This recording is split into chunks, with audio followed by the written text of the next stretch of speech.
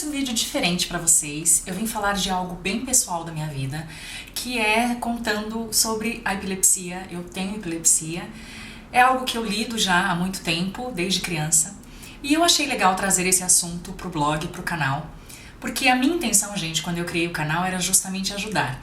E eu sei que de alguma forma as experiências pessoais que a gente tem pode ajudar alguém positivamente em algum momento. Então a minha intenção com esse vídeo é essa. Aqui no canal eu dou dicas de várias coisas, dou dicas de viagem, de moda, de beleza, faço vídeos engraçados também, porque rir é fundamental, mas às vezes é importante também a gente falar de assuntos sérios como esse, de assuntos que com certeza eu espero que do outro lado, alguém que me assista, tendo epilepsia ou não, conhecendo alguém que tem epilepsia ou não, mas que esse vídeo ajude de alguma forma em algum ponto da vida, tá bem?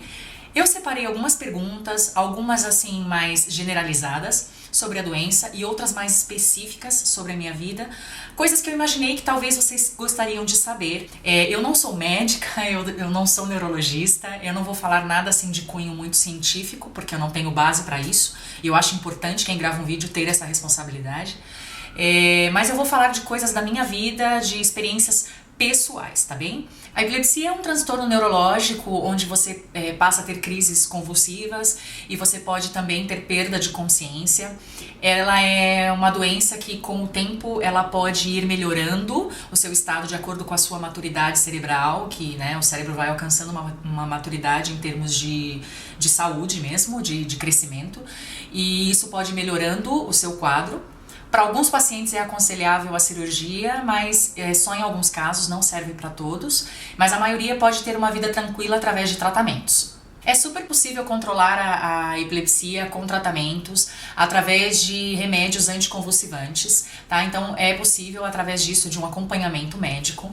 É importante deixar claro que nem sempre a pessoa vai se adaptar ao primeiro anticonvulsivante que ela tomar, o organismo precisa se adaptar e ela vai levar um tempo até encontrar, junto com o seu médico, o tratamento ideal para ela, o remédio ideal para ela.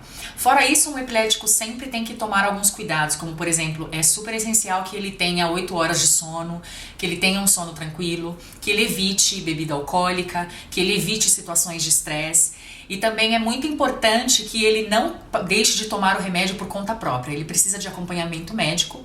E a cada 6 meses a gente precisa fazer como uma ressonância ou um eletroencefalograma, é essencial para medir como vamos avançando com o tratamento. É muito possível levar uma vida normal, como eu falei pra vocês. A maioria dos epiléticos apresentam uma vida normal, condições de vida normal. Ele vai precisar sim tomar alguns cuidados, como qualquer pessoa com qualquer outra doença tomaria, mas em geral ele pode levar uma vida normal, trabalhar, estudar, engravidar, casar, enfim, ele pode fazer várias coisas. É tão verdade que é possível ter uma vida normal que várias pessoas que fizeram nome na história também tinham epilepsia, como Dom Pedro I, Napoleão Bonaparte, Machado de Assis, Van Gogh.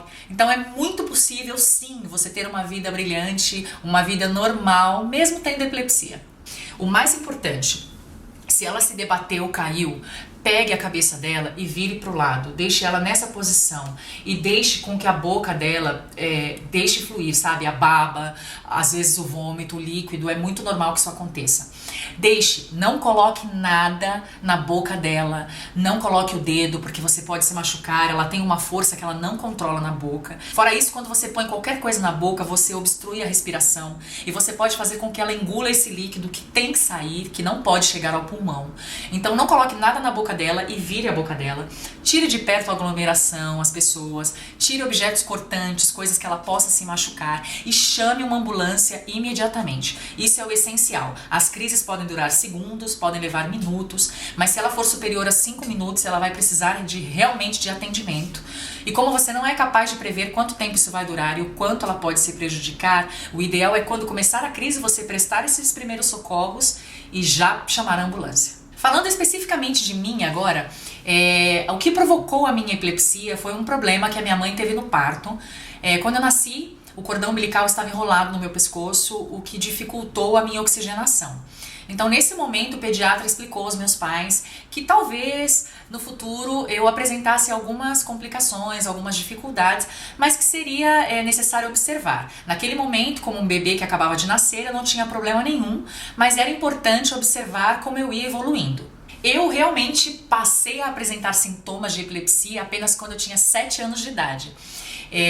Como eu comentei já em outros vídeos pra vocês, eu canto desde criança e aos 7 anos de idade eu fui cantar pela primeira vez sozinha na igreja. Até aí eu sempre tinha cantado com meu pai e nesse dia era a minha estreia, assim, sozinha. E eu não sei se por conta da ansiedade, do nervosismo, não sei. Eu sei que essa foi a primeira vez que eu tive uma crise convulsiva. Eu subi pra cantar e eu desmaiei em pleno palco, assim. Eu tenho sim, além de convulsões, eu tenho outros tipos de crises, que é uma crise que os neurologistas denominam como ausência.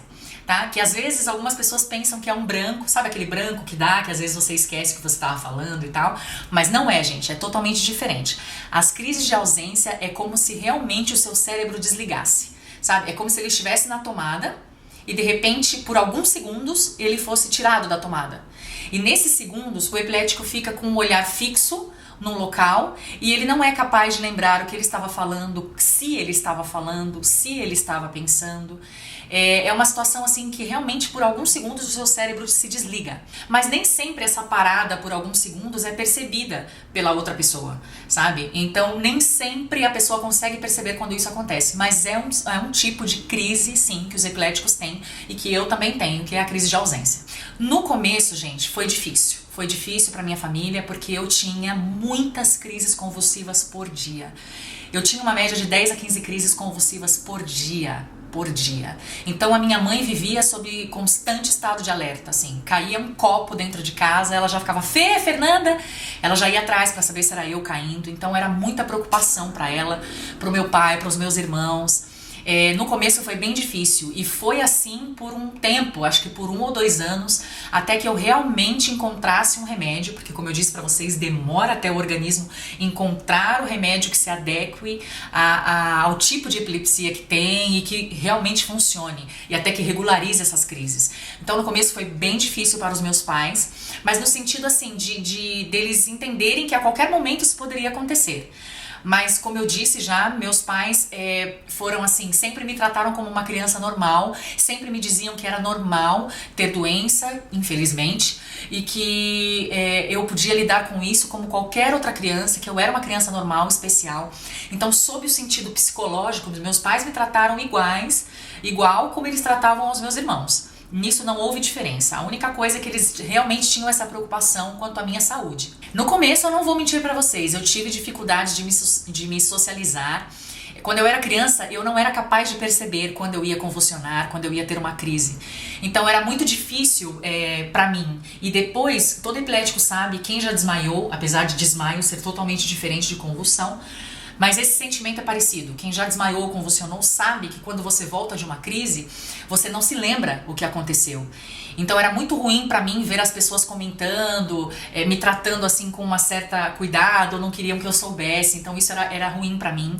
E me dava assim uma certa vergonha, sabe?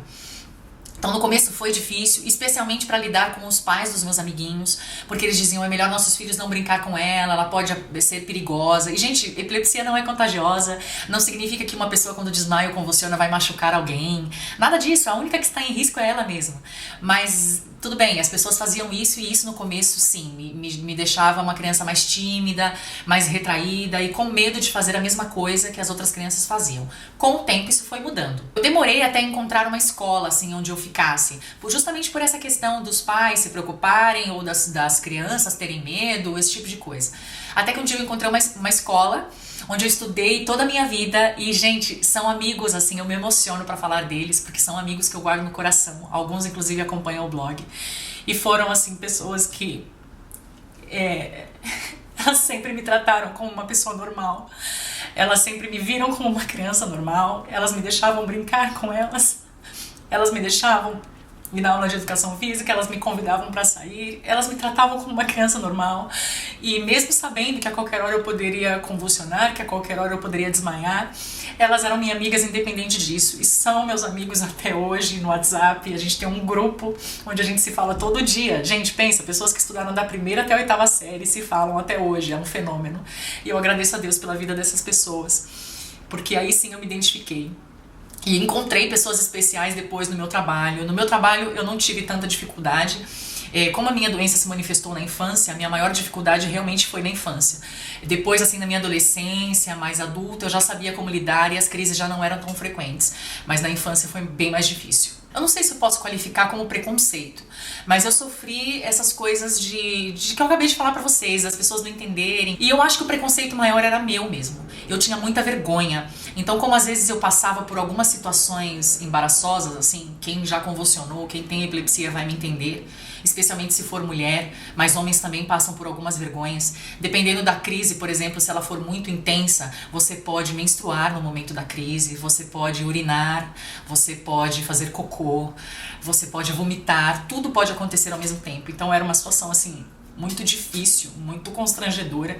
E quando eu voltava também de alguma crise, era difícil no sentido de que eu não me lembrava das coisas e às vezes me dava como uma espécie de amnésia parcial.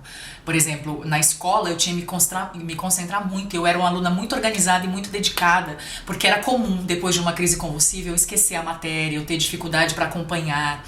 Então eu sempre fui muito dedicada e muito aplicada por isso, porque eu queria provar para mim mesma que eu podia ser uma boa aluna, que eu poderia passar de ano, que eu poderia estudar, que eu poderia me destacar, independente de ser epilético ou não. Eu já passei sim por algumas situações de risco, por exemplo, eu já desmaiei enquanto atravessava uma avenida e os carros tiveram que parar, a minha irmã me socorrer. Eu já desmaiei, por exemplo, estando na escola e ter que descer a escada e vir rolando do piso, de um andar até o outro, sabe?